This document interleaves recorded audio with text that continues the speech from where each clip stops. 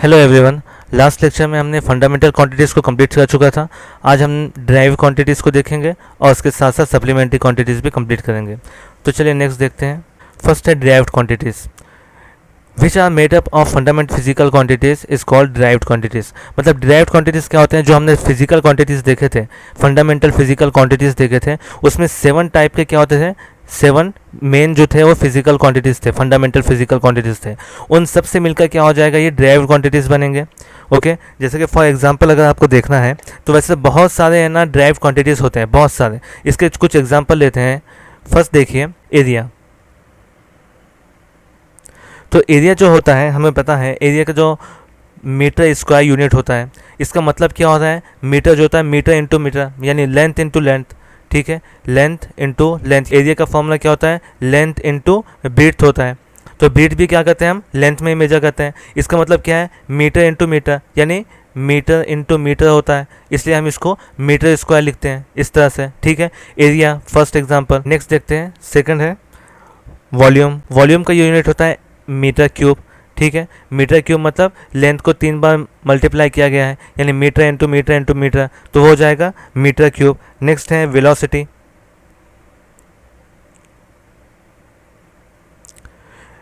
Velocity का formula क्या होता है? Displacement upon time.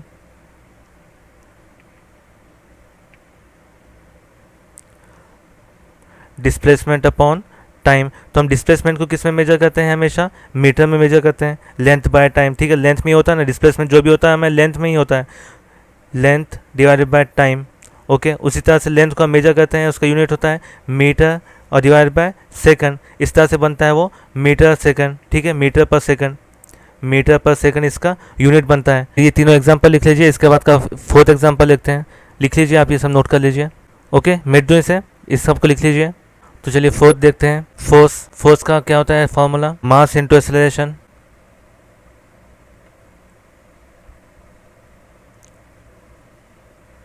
Mass into acceleration. तो मास क्या होता है? हमेशा मास को हम वेट को किस में नापते हैं? केजी में। ठीक है, केजी में होता है। और यहाँ पे एक्सेलरेशन है, एक्सेलरेशन क्या होता है यहाँ पे? मीटर पर सेकंड स्क्वायर।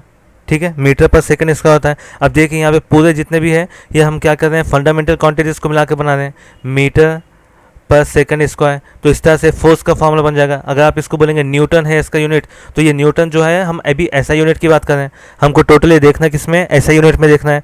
तो यहाँ पे देखिए हम क्या कर रहे हैं? फोर्स का जो यूनिट होता है न्यूटन होता है, लेकिन हम ऐसा यूनिट की बात कर रहे हैं। तो यहाँ पे देखिए केजी मीटर पर सेकंड स्क्वायर होगा इसका। केजी यानी अपना मास भी आ जा रहा है, एक्सेलरेशन में मीटर पर सेकंड स्क्वायर भी आ जा रहा है। ठीक है, मीटर पर सेकंड स्क्वायर भी आ जा रहा है, मतलब लेंथ डिवाइडेड बाय टाइम भी आ जा रहा है। ठीक है, time into time. Okay, next fifth one देखते हैं, work. Work is equal to KG metre square per second square. ठीक है, KG metre square per second square, तो ये वर्क का होगा। ठीक है, तो ये हो जाएगा आपके पूरे। ये हम एग्जांपल देखे हैं ड्राइव्ड क्वांटिटीज़ के, यानी ड्राइव्ड क्वांटिटीज़ क्या होते हैं? Which are made up of fundamental quantities, मतलब फंडामेंटल क्वांटिटीज़ से मिलकर बने होते हैं। ये देखिए यहाँ पे एग्जांपल में देखिए वेलोसिटी है, तो वेलोसिटी का फॉर्मूला होता है डिस्प्लेसमेंट अपॉन टाइम। तो डिस्प्लेसमेंट हम लेंथ में मेजर करते हैं। ठीक है, लेंथ में मेजर करते हैं, और लेंथ जो होगा हम उसको डिनोट करते हैं, उसका सिंबल मीटर होता है एम, और डिवाइडेड बाय टाइम का होता है हमारा सेकंड, क्योंकि हम ऐसा यूनिट की बात करें। हम जितनी भी चीज़ें देख रहे हैं इसमें सिर्फ और सिर्फ हम ऐसा यूनिट की ही बात करेंगे। ठीक है, हम ऐसा यूनिट में ही काम करेंगे। तो यहाँ पे क्या हो जाएगा? वेलोसिटी का मीटर पर सेकंड होगा। इसी तरह से फोर्स का क्या हो जाएगा? केजी मीटर पर सेकंड होगा। उस तरह से वर्क का होगा KG metre square per second square. ठीक है, इस तरह से ड्राइव्ड क्वांटिटीज़ होंगे। इसके बाद के देखते हैं, इस सब को लिख लीजिए आप, वीडियो को पॉज करके आपको लिखना है। ठीक है, यही आपके नोट्स रहने वाले हैं, ये सब आप लिख लीजिए। इसके आगे का नेक्स्ट देखते हैं। डिराइव क्वांटिटीज़ के बाद आता है सप्लीमेंट्री क्वांटिटीज़। अब देखिए सप्लीमेंट्री क्वांटिटीज़ में 2 टाइप होते हैं। फर्स्ट होता है एंगल और प्लेन एंगल होता है। फर्स्ट है एंगल, और कोई उसे प्लेन एंगल भी कहता है।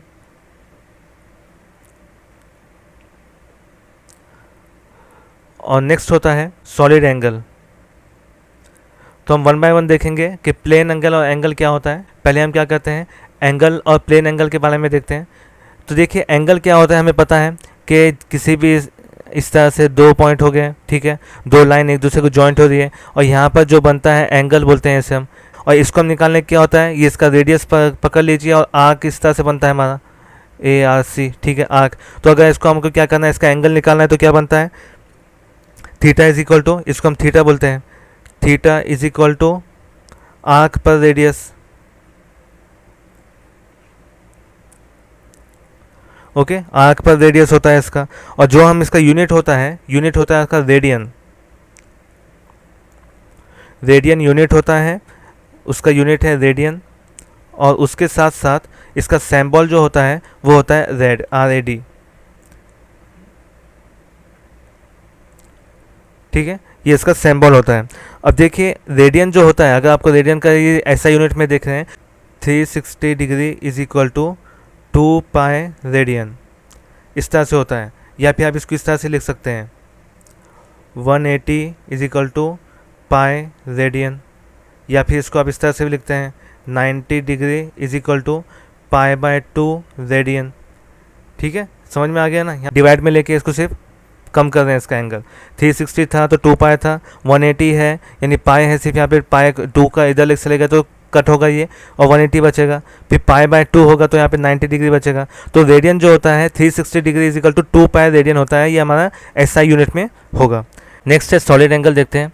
तो सॉलिड एंगल में क्या होता है, एंगल इन 3D, ये बात ध्यान रखिए, जो भी आपका 3D में होगा उसे हम बोलेंगे एंगल इन 3D, जो भी होगा उसको हम बोलेंगे सॉलिड एंगल। इसको भी हम क्या करते हैं, थीटा से ही डिनोट करते हैं। एक इसको समझने के लिए एग्जांपल लेते हैं। फॉर एग्जांपल एक कोन है,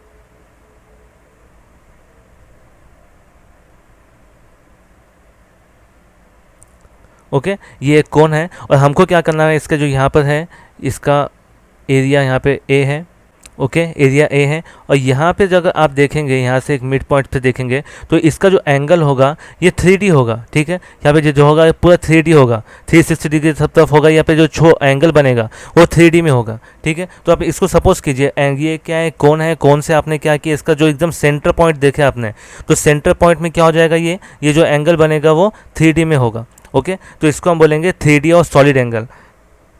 तो इसको लेने के लिए क्या करते हैं हम यहाँ पे, ये सपोज कीजिए एरिया है, तो हम क्या करते हैं, इसको एरिया डिवाइडेड बाय ये इसका फॉर एग्जांपल रेडियस है, और ये थीटा है, ठीक है। तो रेडियस होगा तो यहाँ पे क्या हो जाएगा, area divided by radius, theta is equal to, और अगर आपको क्या करना है, इसको डेरिवेटिव के फॉर्म में देखना है तो D A divided by R square, इस तरह से होता है ये। तो ये ए जो है ये भाई एक स्मॉल पार्ट है यहाँ का, ठीक है, एरिया का एक स्मॉल पार्ट है, वो डेरिवेटिव में आएगा, ठीक है, ये आप है ना आगे चलकर आपके मैथमेटिक्स में देखेंगे।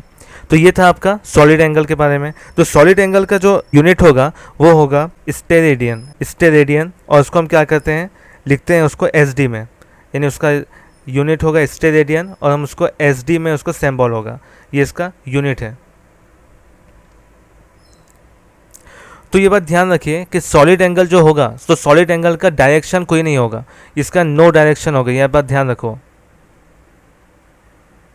इसकी कोई डायरेक्शन नहीं होगी, ये बात आप है ना अच्छे से नोट कर लीजिए। तो यहाँ पे ये सब नोट कर लीजिए। ये तो इसके आगे के जो पॉइंट्स है, इसके आगे का जो हम डायमेंशन है वो नेक्स्ट लेक्चर में स्टार्ट करेंगे। इस पॉइंट को यहाँ पर वाइंड अप करते हैं, ओके। अगर इसमें कुछ प्रॉब्लम है तो आप मुझे मैसेज कीजिए, आप मुझे पर्सनली मैसेज कर सकते हैं, और उसके बाद जो आपके जो नोट्स है ये मुझे आप है ना पर्सनली सेंड कर दीजिए। आपके हर एक के नोट्स मुझे पर्सनली व्हाट्सएप के ऊपर सेंड कीजिए। Thank you.